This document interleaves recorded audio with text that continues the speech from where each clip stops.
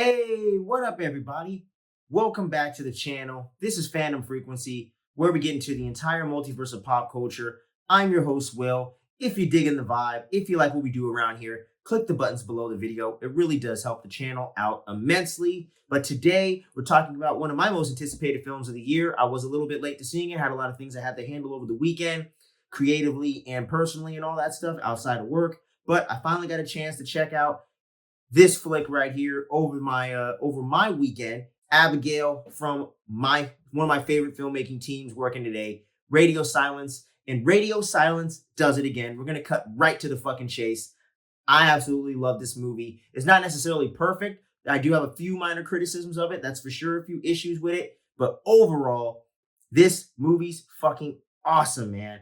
From start to finish, I was having a blast with it, and I know there was some debate with the trailer showing too much, things of that nature. I do think it does show a little bit too much of the third act stuff, because I did check out some of the trailers after the fact of seeing it. Luckily, I avoided the last couple final trailers because they gave away every goddamn thing. Universal, get it together. But overall, this film from top to bottom was awesome. And when we're getting into the filmmakers behind it all, as we get into the general thoughts here, before we highlight all the positives and negatives really of this thing, Radio Silence does it again. And that is the filmmaking team of the directors Matt Bertinelli-Olpin and Tyler Gillette, who also have previous credits such as I think they worked on the horror anthology Southbound. I think they might have also worked on the VHS series along with Adam Wingard, Simon Barrett, Ty West, amongst other horror alumni, if you will.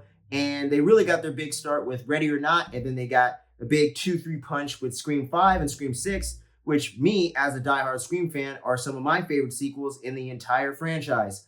I absolutely love Radio Silence and the vibe they bring to this thing. And we can't forget about the writers on this one, Steven Shields and Guy Busick. I believe Guy Busick was also one of the writers on Scream 5 and 6 and is going to be writing or co-writing the upcoming Scream 7 with Kevin Williamson in tow to direct, the original creator stepping up in the director's chair over there, where one of the lead stars just came over from, trading on some sports shit over here. But yeah, man, they do such a great job at directing this film. The camera work, the action scenes, the way they're able to balance the humor and the actual horror and the gore effects are just chef's kiss, carnage, candy at its finest. Absolutely amazing. And all the acting from top to bottom is so well done. And you got to give credit to the directors for getting the great performances out of these actors. And the cast is a ensemble full of really, really capable actors. Of course, some of them you're going to be very familiar with, such as Melissa Barrera and Catherine Newton and Dan Stevens, And you might even be familiar with people like Kevin Durant who pop up in this thing. Maybe even the late, great Angus Cloud, one of the young performers that got us started in Euphoria. So some of you Gen Zers might really know him from that. And I always thought he very much favors Mac Miller. But once again, Radio Silence really came to play with this film, and I think this is one of their strongest entries in their filmography, hands down. It's hard to rank them right now. I think I'd have to rewatch some of them and then watch Abigail again to do that. But I think eventually when I get Abigail on Blu-ray, since I do own most of their films, I think the only one I don't own right now is Ready or Not. Once I finally get that one and Abigail, I think I'm going to do a whole Radio Silence ranking. That'd be pretty fun just to kind of see where all their stuff lies, including their early stuff. I actually think that'd be kind of fun to rank all that stuff together. But I digress. But getting into this movie right here, great job. Even the pacing to me, I thought was super well done. It was about 100 minutes or so, and it just flew right by, and just everything was going at the perfect clip. I felt like the way they were kind of teeing out the mystery and kind of teasing that out for people that maybe weren't familiar with the trailer, or in the future that won't know the trailers or have any interest in watching those because they're just interested in a movie they heard about or heard a good premise or whatever. But even just delivering on the premise that you know about with Abigail being a vampire and with her kind of trapping them in this mansion and them kind of being her prey, so to speak, and all of this being a setup is kind of presented to you in the trailer. And even if you know that going in, let me guarantee you this, it will not ruin the experience whatsoever, or at least it didn't ruin the experience for me whatsoever. So take that how you will, make sure you consider your own taste and the way you like to consume your stuff when you go out and watch things. Could affect you differently, but at least for me, I had a blast with it and thought even the way they were teasing out the mystery and kind of easing their way into it, I thought was well done.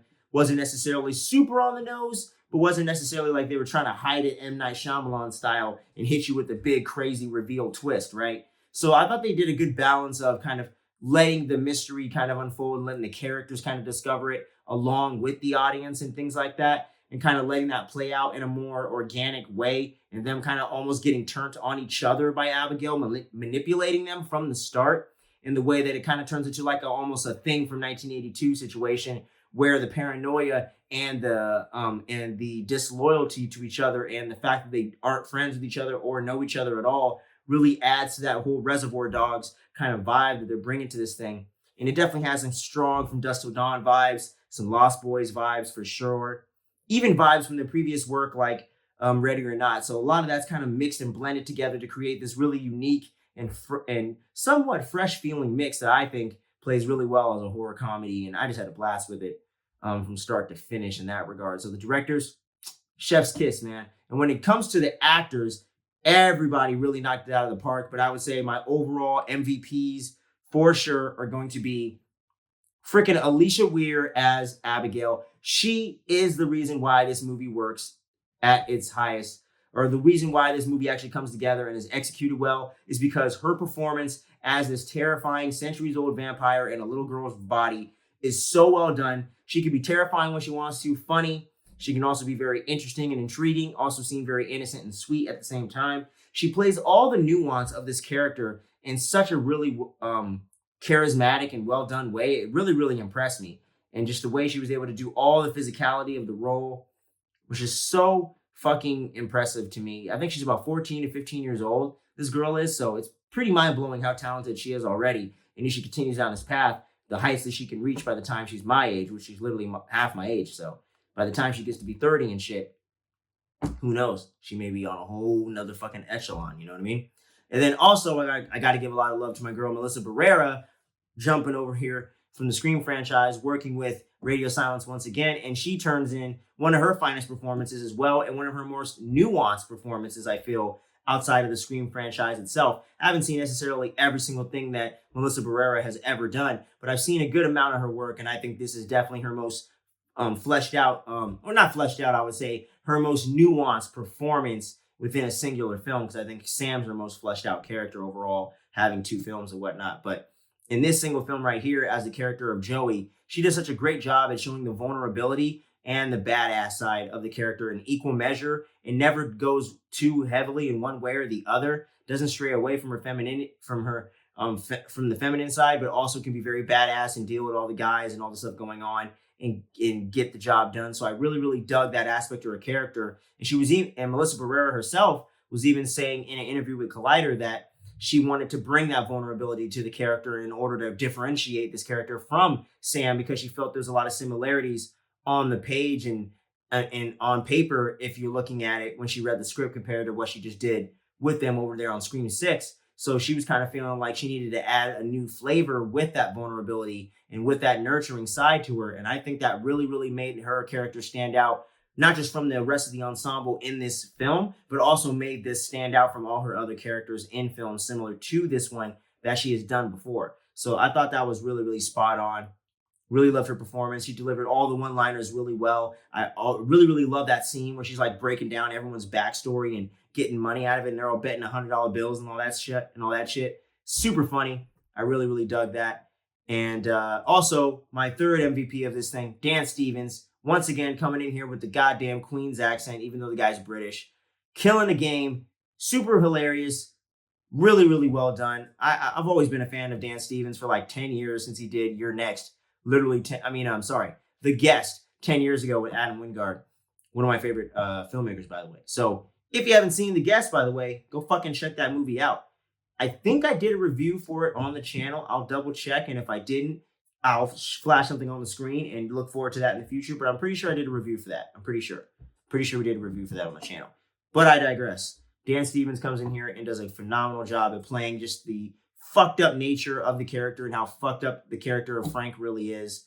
And just does a great job of making him seem morally gray at times, but also just playing into the evil fact, especially when he gets turned into a vampire later on in the whole ordeal. So I thought he did a phenomenal job at playing the villain and kind of being that one kind of cliched leader of the pack, leader of the crew that you can't quite trust and seems very twitchy and paranoid. Really, really love what he was doing with the character. Really, really dug it. And everyone does a phenomenal job. Don't get me wrong. Catherine Newton, Kevin Durant was hilarious. Like everyone does a great job in here. Giancarlo Esposito is as Lambert for the few scenes that he has. He's awesome. It's freaking Giancarlo Esposito. Come on now, one of the goats. So the whole cast was just phenomenal throughout the whole film. And once again, gotta highlight the gore. Freaking awesome. Carnage Candy. It's freaking great, man. I gotta say, I loved all the needle drops, and most of the humor really, really fucking lands. Like, it's really good stuff, man. And some of my favorite scenes was definitely like the one where Catherine Newton was having to make her way through the whole like pile of bodies that Abigail has kind of accumulated of all her victims over the years and dumped into like this weird, like dirty attic kind of thing. And the whole way that behind the scenes they brought that to life using some like crazy gelatin type of thing and all that stuff. And the way Catherine Newton was explaining in this interview about all the behind the scenes that went into it, they definitely went all out to get the practical effects going in this film, and it's done. And it worked phenomenally because in that scene, it definitely looks like she is going through some kind of weird pit full of this nasty liquid of all these dead bodies, and you really feel the ickiness of the moment. So I thought that was really cool and really fucked up. Every time a vampire got killed in this goddamn thing, they would just straight up from dusk till dawn style explode. So that was my favorite. Some freaking crazy ass scenes. And the whole chase scene with Kevin Durant when he's all like, "Oh, the vampire's on my ass." It was freaking hilarious. Like, I love that whole freaking sequence. And then the whole sequence of Abigail taking control of Sammy, Catherine Newton's character, I thought was uber interesting and really creepy the way that she was mirroring all her moves and all that stuff. I thought that was so well done. And Catherine Newton did such a great job at capturing a lot of that energy that Alicia Weir was bringing to the character of Abigail. So I like the way she was able to match that and still play her more, hacker side of the character, the more normal personality of her character in a way, and do it so seamlessly, just in a matter of seconds of transitioning with just weird body movements, you know what I mean? And just relying on the sound design and the greatness of radio silence to bring it to life. And everything just goes hand in hand, and it really does come to life in such a fucking cool way.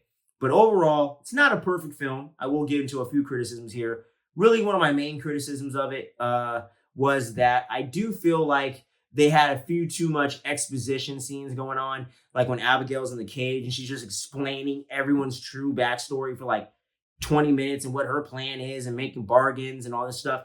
Like, I understand they want her to have dialogue and want you to get an idea of what's the actual context of the situation and what the hell's actually going on and what these people have or what the reason is for these people to have the motivation to want to even be kidnappers in the first place and go through this whole heist and go through this whole ordeal to get this money. So the way they're breaking down the characters and stuff, I do appreciate. I like getting to know the characters and getting a sense of what's driving them and what brings them to the situation. But I do feel like they rely too much on the exposition with Abigail, especially in those scenes in the second towards the third act. I think they really rely a lot too heavily on that, where when she was just speaking more so to creep them out or respond to certain things they were saying, I thought was much more effective. But her just kind of exposition dumping all the information that you need to know as an audience member and for the characters in order to relay that to us played off a little bit clunky to me. So that's one of my few criticisms of it. Also, I do feel like that I had one other criticism. I'm trying to remember what it is. What was it, man? Fuck. There's one other thing I had. Oh, and the whole twist with Giancarlo Esposito's character of him being blackmailed by her and then by Abigail, and then Abigail turning it around on him and him wanting to turn around on her and all that. I thought that started getting a little bit convoluted and things like that. And once again, relying a little too much on the exposition to kind of explain everything instead of letting us kind of figure things out on our own or just spreading out the information so that way it doesn't all have to get dumped on you all at once. So that was the only thing I really had a problem with in the writing department. It felt like they just weren't as tight on the script in that second moving into the third act. The first act, I would even say the first two acts really are so firm, are so well written that the last act does get a little bit all over the place and a little bit less consistent, but it's still a very enjoyable third act. Straight up bloody Evil Dead, like Raining Blood Slayer. It's 1984 and shit up in here. Like, it's well done. Don't get me wrong, but I do feel like there is some clunky elements there. But man, I really don't have too many complaints with this film at all. This movie was fucking phenomenal, man. fucking phenomenal. And I love how like pretty much no one survives out of this thing except Joey. So I love that. I really, really hope they make a sequel to this. I really hope it makes all the money in the world that it needs to, so we can get this Abigail 2 and get the Universal Monster Universe started in the right way. Get some other filmmakers to come in, put their spin on the characters, make sure the continuity ties in. And if you want to cross things over later and you figure out a way you can do it and make it all tie in and make sense and you got a plan, who knows, man? Universal could have a whole goddamn MonsterVerse going on for reals this time and be going even stronger than the MCU for all we know. Who the fuck knows? Who the fuck knows? But I love this movie. It is one of my absolute favorites of the year. But I want to hear from y'all in those comment section below. Make sure you let me know what you thought about Abigail. Do you think it's overrated? Do you love Radio Silence's work as much as I do? Have you never seen any of their work? Let me know where you fall into the conversation down in the comments below. And we got some more reviews coming at y'all this week as well. We got the Fall Guys spoiler review going to be hitting y'all. X-Men 97 episode 9 is going to be hitting y'all upside the head. And we're going to be continuing the live action X-Men review series. I'm going to have a card for that. And we're going to be continuing that starting this week and through the rest of the month in the summer, leading up to Deadpool and Wolverine, aka Deadpool 3. So make sure you stay in tune. You ain't sleeping on any of the dope that's going on here on the channel. We appreciate each and every one of you that stuck around to the end. Much love, and we'll see you again on the next one. Peace.